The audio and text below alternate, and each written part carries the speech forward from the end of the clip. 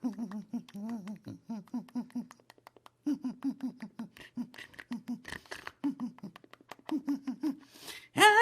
can't dance, I can't talk.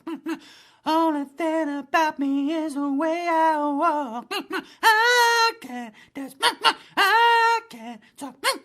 Only thing about me is the way I walk.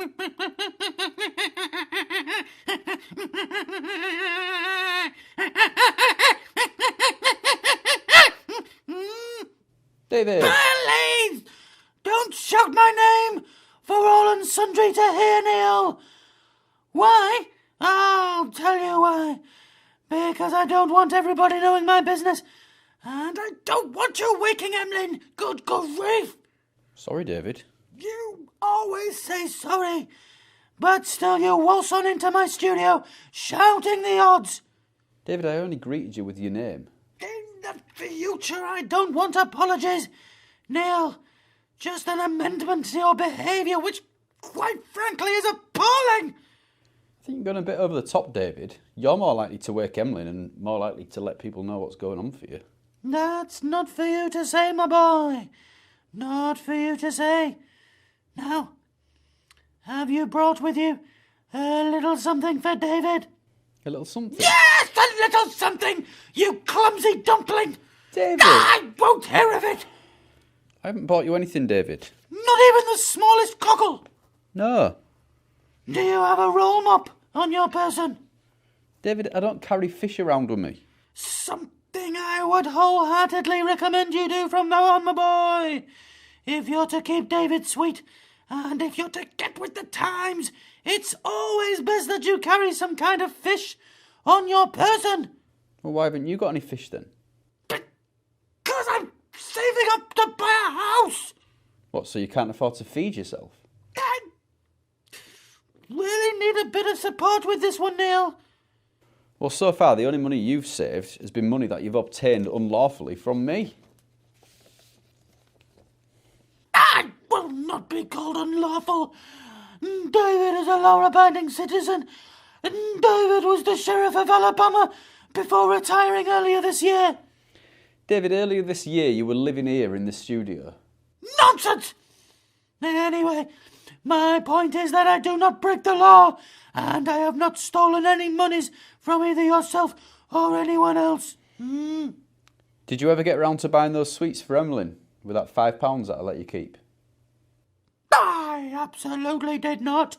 His teeth will rot and fall out. Yes. David knows what's best for his boy. But you promised Emlyn. I did not promise. Right, I'll get Emlyn some sweets. You will not go over my head and spoil my boy. You keep your sweets to yourself. Give David the money and he'll get a healthy alternative for the boy. Such as? Such as a jelly deal rolled in dried onions. David, unfortunately, I can't trust you with money anymore. Because every time there's money involved, there's an issue. Oh, do watch that, my boy. Watch what? Do watch your tone when talking to David. David isn't someone you can push around and talk to how you please. All I'm saying, David, is after the tambourine, the running out of the restaurant without paying and leaving me with the bill, the using a bank card for days on end and drawing 900 and odd quid out, you just can't be trusted with money. Full stop. Neil, you'll get your money back, my boy. Just give me £35 so I can get Emlyn a tasty treat. No, absolutely not. I won't hear of it. David, I'll bring you some fish back from the market. Oh, yes. I'll get you a bucket of roll mops and some pickled herring. Oh, absolutely. You hear that, my boy? Daddy and Emlyn at a feast this afternoon. This is how Daddy looks after you. You can learn a lot from me. Just keep watching Daddy, like Daddy watches Neil, with his amplified eye. David, I'm still here. Well, then go and fulfill your fish duties at the market. You can't say you'll do one thing and then just stand there not doing it. What sort of impression does that give? I don't know, he says. Not a very good one, my boy. Now, David needs a rest, so if you wouldn't mind leaving quietly. Yeah. Hang on, David. I won't let you speak to me like that. Like what? You steal from me, and then you continue to ask me for more money, and then you speak to me like a servant. Serve the servants, oh no. Serve the servants. That legendary divorce is such a bore. When I recorded in utero in 1993, I wanted Steve Albini to capture a much rawer sound than that of Butch Vig. David, you were not in Nirvana. Of course I was. You know what they called me? What? Chris Novoselic. Yes. David, a couple of months ago you were claiming to be on the phone to Chris Novoselic, and now you're saying you actually are him. Doesn't make any sense. Ridiculous. Neil, your jealousy knows no bounds. I understand that as a struggling artist you find it hard to accept the success of others, and I promise I will cut you in next time we do a tour, and I'll get you playing that tambourine of yours or dancing on stage. I'll do that for you because I'm a good person and David is a good person. Yes.